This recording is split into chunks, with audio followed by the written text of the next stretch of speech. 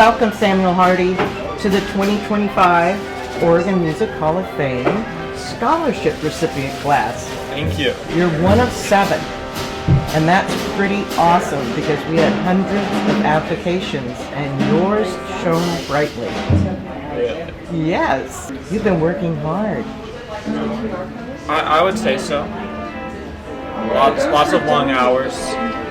Pretty much since the summer before my freshman year, I had a really difficult orchestra audition, and I just had started practicing that because I just wanted to be able to play it well. And then from there, I just kept up that practicing routine, taking on challenges, and now basically playing challenging things means I can't just take it easy because I want to be able to at least play it decently. Essentially, pretty much since my freshman year, I would find challenges within music that I would tackle. It'll take time and effort, but that's just all part of the fun of it, as well as balancing it with other things. It's an exciting journey. So tell me, you played the clarinet and the saxophone. So which one do you prefer? Oh, clarinet by far. Saxophone is something I just do more for fun. It's like a simplified, dumbed down version of the clarinet, in my opinion. Ooh. I also I learned a little bit of bassoon earlier in the spring, and it's not a dumbed down version, but there's similarities. But I'm primarily focused on clarinet by far. So now, how many different types of clarinets do you play? Well, I've played bass clarinet in the past, not too recently. I've done a lot of E-flat clarinet playing recently in orchestras and band. And then B-flat clarinet is my main, most people play it.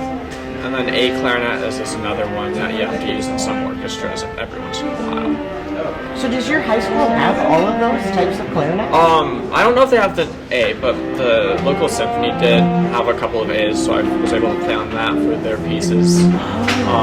They did have bass clarinets. They're not the best bass clarinets, but they got me through what I needed it for. Samuel, you told me that your most memorable music moment yet was at the Clarinet Symposium? Yeah, so that was a lot of fun because I was there with a lot of people I knew. I was on the fence about whether I wanted to do music in college or not. U of O was the only music school I actually really applied to. So that's sort of what I was deciding about. I had already met the clarinet professor there, and he's great.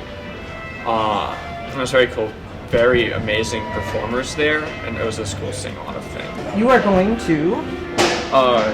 The U of O School of Music and Dance. And why did you choose the U of O School of Music and Dance? A lot of it was pricing. It's very affordable compared to a lot of other schools. It's the only music school I really applied to because I wasn't really considering music too heavily until the last minute. But also, they have a really good music program. They have a really good clarinet professor who I've met a couple of times and worked with a couple of times. Will you be majoring in music? Yeah, so the current plan is to get a music major, probably in performance, maybe looking at law school afterwards, but certainly music for undergrad.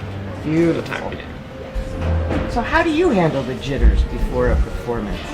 I either don't get them or I get them all of a sudden. So I had a concerto in the spring, and that was sort of the worst case of the jitters I've had because I was on the stage in the orchestra for the piece before it because for some reason they were having me play for that, and then I was playing the piece after. So that was really nerve-wracking, knowing that I would have to make a quick turnaround going behind the stage, doing a slight change and then coming up and playing something memorized.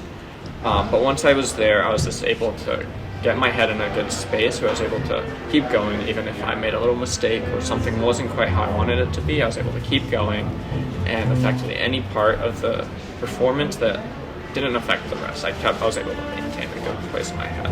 That's fabulous. That's learning. That's growth. And it's not easy. No, absolutely not. Well, I want to say congratulations. Thank you. You're going to be bringing a lot of music, and maybe you'll go into music law. Intellectual property. Intellectual property. How do you feel about getting the Oregon Music Hall of Fame scholarship? Pretty good. I mean, it's less money to worry about, but it's also cool to get like that recognition for something I put a lot of work into.